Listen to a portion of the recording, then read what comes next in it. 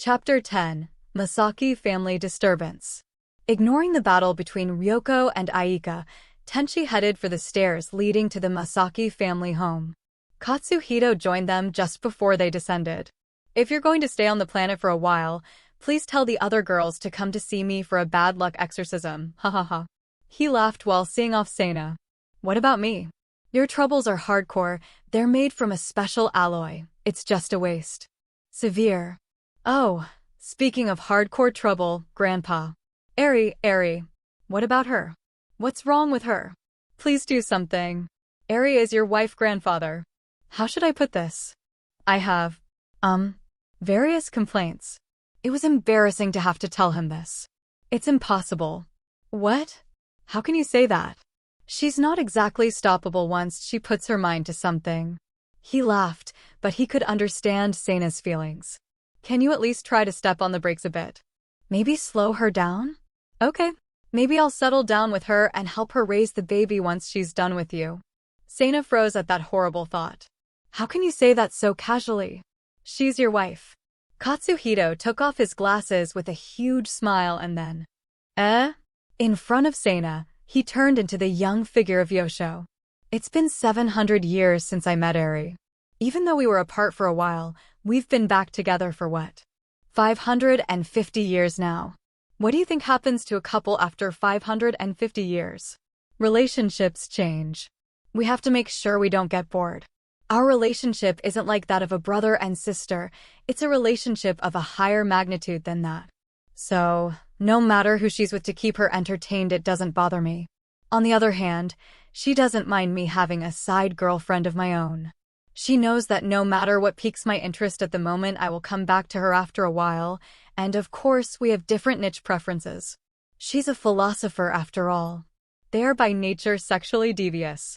I think it's rather cute, don't you?" "No, she's terrifying.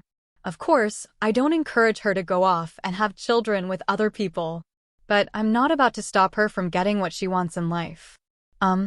So, in other words, she's doing all this with your support." "Yep, that's right." Sana was unable to say anything to that, he just cried just silent tears. "I see. So, you can't do anything." "Yes, it's impossible." Tenchi and Noik were watching the exchange with Sana and Yosho from a distance. The place where Sana was talking to Yosho turned into a world where it was completely white and silent. Time stopped when suddenly, gone. A bucket flew in from above, hit Sana square in the head. Time resumed. Sana. Sana fell down the stairs. Tenchi and Noik hurried down the stairs and ran over to him. Yosho tuned back into Katsuhito and looked to see where the bucket had come from. Aika and Ryoko stood there with an awkward look. At that time, at Washu's laboratory, Kuriko lumped herself on top of a cushion-shaped Mr. Slimy number 3. She felt a vortex of complex pleasure and disgust. Kuriko was too exhausted to attack Washu, who was laughing and smiling. "Thanks for your hard work." "And I mean hard work."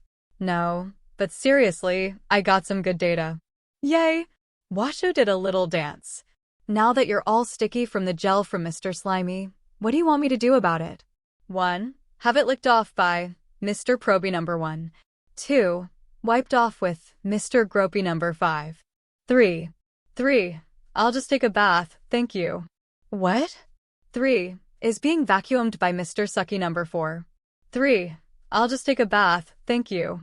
Kuriko said, sitting up as much as she could, and all the girls glared at Washu. Truly, Washu felt goosebumps on her back. Okay. 3. Take a bath it is, okay. All right, everyone, let me guide you to the bath. Aya. Kuriko, who tried to hit Washu, was thrown into a transfer gate still on top of Mr. Slimy, along with the others. "I'm truly sorry." Aika was truly apologetic. Ryoko was embarrassed and looked away as she floated beside Aika. "It's okay, this is normal for me. Please apologize, Ryoko." My bad, but you have some really bad luck. I didn't even aim at you with that bucket. I just flung it up into the air." Ha, yeah, that sounds about right for my luck." "Sana, how about you take a hot bath to make it hurt less?" Noik seemed to hesitate to say so. Seina's clothes and body were so dirty due to the various troubles he had encountered so far in the day. Well, okay, but I wouldn't mind a nice bath. How about we go together? Tenchi said. I'll clean your clothes for you so they will be nice and dry by the time you get out. Yes, come on. Don't be shy. Let's go. Suddenly Ryoko hugged Seina and lifted him up in the air towards the bath. What do you think you're doing? Tenchi chased after her with a wry smile as Seina screamed about being lifted into the air. Wow! Somehow I managed to defend my pants successfully. In the changing room, Seina had been undressed by Ryoko and she was about to pull down his pants when Tenchi came just in time to rescue him. Instead, Noik took them off and carried them away to be cleaned. But I wanted to keep my pants and underwear on. Noik is a demon with housework. It's better to just let her do her thing. Tenchi said with a distant eye. He also felt the same about his own pants. Huh. Even so, this is a great bath. When did you guys build it? The large floating public bath of the Masaki family had a large bathtub in the lower layer and a smaller bathtub slightly higher. For the most part, only the men used the small bathtub. A while ago, you just can't see it from the outside. Oh, that makes sense, but why is this tub so much smaller? Well, I'm the only man in the house. Oh, right. I wanted to ask you about this earlier, but did Uncle move back to Kurashiki? Yeah, he married his office worker. They live in an apartment in Kurashiki. And Grandpa is living in the shrine's office. Yeah.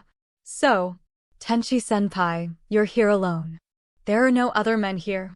Well, yes. Oh, really? Yeah. Well, I heard from Mary that you're living with Kariko? And lots of other girls too, right? Tenchi countered. Oh, really? Is that what she said? Isn't it a pain in the ass? Yes. I understand all too well. Hey, Seina, would you like me to help you get your back? Wha? Ryoko materialized next to Seina like a ghost. Seina fell over from fright into the water. Ha ha ha. You sure do fall into water a lot. Ryoko, don't sneak up on people like that. Tenchi, who was accustomed to it, didn't move. Ryoko poked his legs, which were sticking up in the air. But it's so fun. Tenchi told her something he knew would quiet her instantly. Recently, you're becoming more and more like Washu. Aya, now can you leave us alone for a while? Fine. Ryoko, who was shocked, reluctantly left. But a real crisis for Seina was brewing in the bath below. Kia. Kariko was suddenly transferred to the large lower bathtub by Washu as if she were illegally dumped garbage. The rest of the girls followed her. Jaya. Ryoko was jolted by the sudden feeling of hot water. Yo. Hot. She jumped out to shake it off. Most of the other girls went back in after adjusting to the temperature, but Kariko, who was on Mr. Slimy, was bounced off the bottom of the bathtub and flew up to the small bath where Seina was. What's wrong? Tenchi tried to look down to see what the trouble was, but remembered that the bottom was for women and stopped moving. If he had, he would have seen Kariko and might have caught her reflexively. But Kariko instead flew right past him and landed right on top of Seina. Seina, what are you doing here? Seina was awkwardly pressed against her. Tenchi looked away because he didn't wish to see his relative in such a state. Kia. Kariko picked up something and threw it at Tenchi reflexively. It hit him and he was knocked over face first into the tub. Tenchi. Kariko finally grasped the situation and started to hurry to help him, but she noticed something uncomfortable beneath her butt. Nasty It was not certain at the time which part of Seina was touching Kariko's, but... Seina, are you okay? Tenchi's expression was looking anxious and complicated. Mia? Ryooki came from behind and noticed the huge red mark on Tenchi's head and put her hand on it to measure the size of it. Ryooki. That hurts. Tenchi gently told Ryooki before checking on Seina again. She poked Seina's face with her forefoot. Where am I? The last thing I remember, I was in a garden sniffing flowers. Fortunately, Seina didn't realize that was actually Kariko who had fallen on his head. However, Kariko had returned to the bottom bathtub and seemed to be dying of embarrassment. Don't worry about it, Kariko. I can never look Seina in the face ever again. Oh, don't be like that, you were going to show it to him someday anyways. A mane. A mane pissed off Kariko, which got her out of her depressive slump. What, it's not like it's my fault. Ryoko came in from above. I can't believe he said I was turning into Washu. Haha, yeah, no doubt about it. Oh, what's up with her? Aika noticed Ryoko Balta looking at Ryoko like she wanted to say something. Ryoko looked towards Ryoko Balta, who bowed deeply. Ryoko, I am Ryoko Balta. I used to be a part of the Daruma Guild before joining Seina's crew. My mother actually named me after you. After me? Oh, I see your mother has good taste in names. Ryoko's mood improved suddenly. In the Masaki family, most of the people were from Jurai's bloodlines. Both Washu and Mihoshi were on the academy side, that is, in the middle, but Ryoko was on the enemy side. So, it was rare she got any respect or admiration. It's an honor to meet you, Ryoko. You're much admired among us pirates. We were all deeply impressed by what you did. Ha ha ha. What was that? Could you say it louder? Are you listening, Aika? Ryoko respects and admires me. Ryoko was ecstatic. Well, considering what you did, it would make sense that the pirates would admire you. But Ms. Balta. Yes. If you want to keep respecting Ryoko, then I feel bad for you because you're going to think less of her after being around her directly. What? Ryoko got as mad as when she was told she resembled Washu. Once you get to know her, she's not that great. What do you mean by that, Aika? Exactly what I said. It is better to see the stars from afar in the night sky. I could say the same for you. Of course, you would say that, but would the rest of the people hear? I don't hear anyone making such statements. Aika and Ryoko glared each at each other. However, contrary to their words, there was no atmosphere between them that seemed hostile. On the contrary, it seemed like a friendly play fight between friends. The relationship between Washu and Ryoko and Aika felt strange and peaceful. The identity of those gathered at the Masaki family home was complex. The Academy, Jurai, the Koromitsus, and Space Pirates. That was the makeup of the entire Galactic Federation itself. However, its political complexity wasn't seen here. Perhaps it was due to Tenchi Masaki's presence. But we're almost the same. Just like the Masaki family, Seina's crew consisted of people from the Academy, Jurai, the Koromitsus, Space Pirates, and Melmoss as well. They all gathered around Seina Yamada. It would be amazing if the whole galaxy were like this. Sito, Eri, Mikami, Mitoto, and many others had noticed the vast variety of those around Seina and this warm atmosphere. Seina, I've dried your clothes, I'm leaving them right here. Noit called from the entrance to the upper bathroom.